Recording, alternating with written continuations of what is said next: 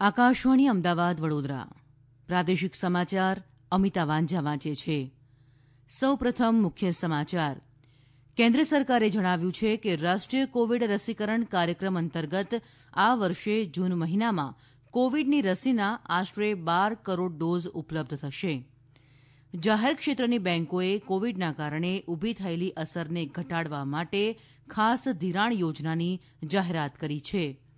પ્રધાનમંત્રી નરેન્દ્ર મોદીએ કોરોનાના સમયગાળામાં તબીબો, આરોગ્ય કર્મીઓ અને અગ્રીમ હરોળના યોદ્ધાઓની શ્રેષ્ઠ કામગીરીને બિરદાવી છે.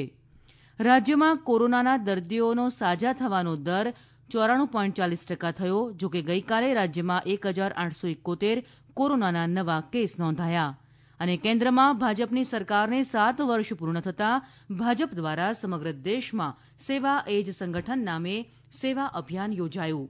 વિગતવાર સમાચાર પહેલા સાંભળીએ કોરોના અંગેનો આ એક ખાસ સંદેશ. કોરોનાના કેસ વધી રહ્યા છે ત્યારે તમામ શ્રોતાઓ તકેદારી રાખે.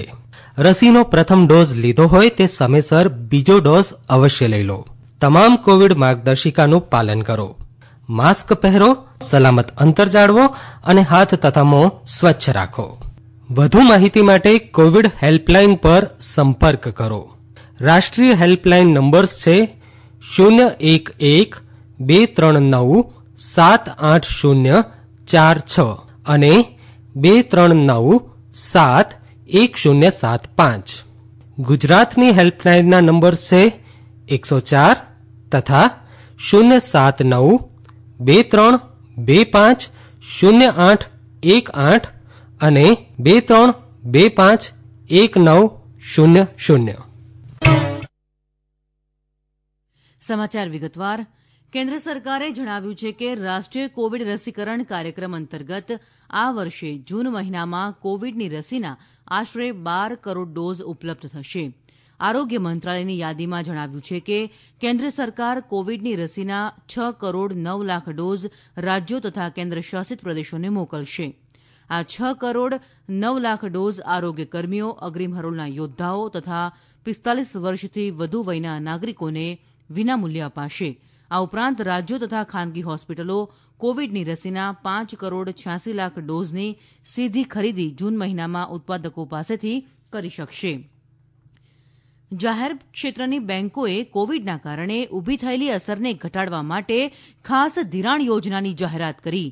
એસબીઆઈના અધ્યક્ષ દિનેશ ખારાએ ગઈકાલે પત્રકાર પરિષદમાં જણાવ્યું કે કેન્દ્ર સરકાર અને રિઝર્વ બેન્કે જાહેર કરેલા વિવિધ પગલાઓના આધારે આ ધિરાણ યોજના ઘડવામાં આવી છે.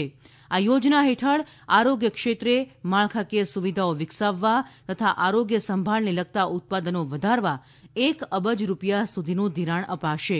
રસીના ઉત્પાદકો, હોસ્પિટલો તથા પેથોલોજી લેબ સ્થાપવા, ઓક્સિજન વેન્ટિલેટર ઉત્પાદકો આ ધિરાણ યોજનાનો લાભ મેળવી શકશે. પ્રધાનમંત્રી નરેન્દ્ર મોદીએ કોવિડની બીજી લહેર સામેની લડતમાં મુખ્ય ભૂમિકા ભજવનારા કોરોના યોદ્ધાઓ પ્રત્યે કૃતજ્ઞતા વ્યક્ત કરી છે. તેમણે કહ્યું કે દેશના અંતરિયાળ દુર્ગમ વિસ્તારોમાં તબીબી ઓક્સિજન પહોંચાડવો એ ખરેખર એક પડકારજનક કાર્ય હતું. પડકાર ગમે તેટલો મોટો હોય, ભારતના વિજયનો સંકલ્પ હંમેશા એટલો જ મોટો રહ્યો છે. चुनौती कितनी ही बड़ी हो, भारत का विजय का संकल्प भी हमेशा उतना ही बड़ा रहा. देश की सामूहिक शक्ति और हमारे सेवा भाव ने देश को हर तूफान से बाहर निकाला. हाल के दिनों में हमने देखा है कैसे हमारे डॉक्टर, नर्सें और फ्रंटलाइन वॉरियर्स उन्होंने खुद की चिंता छोड़कर दिन रात काम किया और आज भी कर रहे.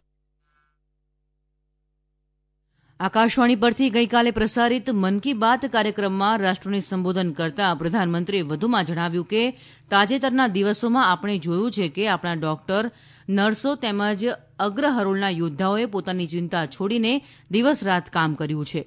કોવિડની બીજી લહેર દરમિયાન અચાનક જ ઓક્સિજનની માંગ અનેક ગણી વધી ગઈ છે. દેશ સામે આવેલા આ પડકારમાં દેશની મદદ કરી ક્રાયોજેનિક ટેન્કર ચલાવનારા ડ્રાઈવરોએ, ઓક્સિજન એક્સપ્રેસે, વાયુદળના પાયલોટોએ એવા અનેક લોકોએ યુદ્ધ સ્તર ઉપર કામ કરીને હજારો લાખો લોકોનું જીવન બચાવ્યું છે. તેમણે કહ્યું કે ભારત કોરોનાના કપરા સમયમાં સેવા અને સહકારના મંત્ર સાથે આગળ વધ્યો છે. પ્રધાનમંત્રીએ કોરોનાના કપરા સમયમાં વિક્રમજનક પાકનું ઉત્પાદન કરનારા ખેડૂતોની કામગીરીને પણ બિરદાવી. આવા વિક્રમજનક પાકના ઉત્પાદનના લીધે જ કોરોનાના સમયમાં સમાજના ગરીબ વર્ગને વિનામૂલ્યે અનાજ આપી શકાયું છે.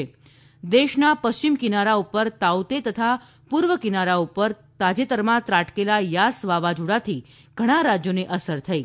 તે ઘટનાનો ઉલ્લેખ કરીને પ્રધાનમંત્રીએ વાવાઝોડાથી અસરગ્રસ્ત રાજ્યોના નાગરિકોએ કપરા સમયમાં દાખવેલી શિસ્ત, સંયમ અને સાહસને પણ બિરદાવ્યા હતા. રાજ્યમાં કોરોના દર્દીઓનો સાજા થવાનો દર 94.40% થયો છે. ગઈકાલે 5,146 દર્દીઓ સારવાર બાદ સાજા થતા અત્યાર સુધીમાં સાજા થયેલા દર્દીઓનો આંક 7,62,270 થયો. જોકે ગઈકાલે રાજ્યમાં 1,871 કોરોનાના નવા કેસ નોંધાયા. હાલ રાજ્યમાં 35,403 કોરોનાના સક્રિય કેસ છે. 34,882 દર્દીઓની સ્થિતિ સ્થિર છે અને 521 દર્દીઓ વેન્ટિલેટર પર છે. ગઈકાલે રાજ્યમાં 25 દર્દીઓના કોરોનાથી મૃત્યુ થતાં કુલ મૃત્યુઆંક 9,815 થયો. રાજ્યમાં ગઈકાલે 1,83,000થી વધુ લોકોનું કોરોના રસીકરણ કરવામાં આવ્યું. કેન્દ્રમાં ભાજપની સરકારને 7 વર્ષ પૂર્ણ થતાં ભાજપ દ્વારા સમગ્ર દેશમાં સેવા એ જ સંગઠન નામે સેવા અભિયાન યોજાયું. આ અભિયાન અંતર્ગત ગઈકાલે મુખ્યમંત્રી વિજય રૂપાણીએ ગાંધીનગરના વાવોલ ખાતે કાર્યક્રમમાં ભાગ લીધો, જેમાં જરૂરિયાતમંદોને ફળ, દવા અને માસ્ક તેમજ અનાજની કીટનું વિતરણ કરાયું. આ પ્રસંગે મુખ્યમંત્રીએ વધુમાં આ મુજબ જણાવ્યું. 30મી મે આદરણીય વડાપ્રધાન શ્રી નરેન્દ્રભાઈ મોદીના નેતૃત્વ નીચે એનડીએની સરકારને 7 વર્ષ પૂરા થયા છે. ભારતીય જનતા પાર્ટી માત્ર સત્તાલક્ષી કામ કરનારી પાર્ટી નથી. ભારતીય જનતા પાર્ટી સેવાના પણ કામ કરી રહી છે. સેવા ઈ સંગઠનનો કાર્યકર્તા સેવાભારી હોય અને સેવા એનું લક્ષ્ય હોય. એટલા માટે લોકોને મદદરૂપ થવા કોરોનામાં સેનેટાઈઝર, માસ્ક, દવા, અનાજ, ફળ, બ્લડ ડોનેશન કેમ્પ એ બધા કરીને સમગ્ર ગુજરાતભરમાં અને આખા દેશમાં શક્તિ કેન્દ્રો સુધી કાર્યક્રમો થાય, વ્યાપક કાર્યક્રમો થાય તે યોજના બનાવીને આજે કાર્યક્રમ થઈ રહ્યા છે.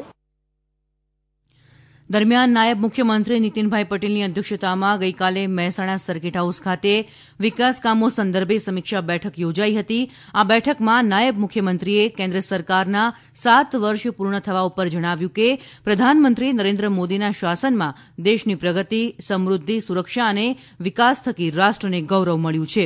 દરમિયાન રાજ્યના અન્ય જિલ્લાઓમાં પણ સેવા એ જ સંગઠન અભિયાન હાથ ધરાયું. ભારતીય રેલવે ખાસ ઓક્સિજન એક્સપ્રેસ ગાડીઓ દ્વારા અત્યાર સુધીમાં 21,392 ટન લિક્વિડ મેડિકલ ઓક્સિજન જુદા જુદા રાજ્યોમાં પહોંચાડ્યો છે. ઉલ્લેખનીય છે કે ભારતીય રેલવે પશ્ચિમ ભારતમાં ગુજરાતના હાપા, વડોદરા અને મુદ્રા તેમજ પૂર્વ ભારતના દુર્ગાપુર, ટાટાનગર અને અંગુલથી ઓક્સિજનનો જથ્થો લઈ દેશના જુદા જુદા રાજ્યોમાં પહોંચાડે છે. હરિયાણા તથા કર્ણાટકમાં દરેકમાં 2,000 ટન લિક્વિડ ઓક્સિજન પહોંચાડવામાં આવ્યો છે. આ પ્રાદેશિક સમાચાર આપ આકાશવાણી અમદાવાદ વડોદરા કેન્દ્ર પરથી સાંભળી રહ્યા છો. રાજ્યના પોલીસ વિભાગને ડિજીટલ બનાવવાના ભાગરૂપે વડોદરા ટ્રાફિક પોલીસને 120 પીઓએસ મશીનો આપવામાં આવ્યા. વડોદરા શહેર પોલીસ કમિશનરે વધુમાં જણાવ્યું કે પોલીસકર્મીઓ પીઓએસ મશીનની મદદથી ટ્રાફિકના નિયમનો ભંગ કરનારા પાસેથી દંડની રકમ સરળતાથી વસૂલી શકશે.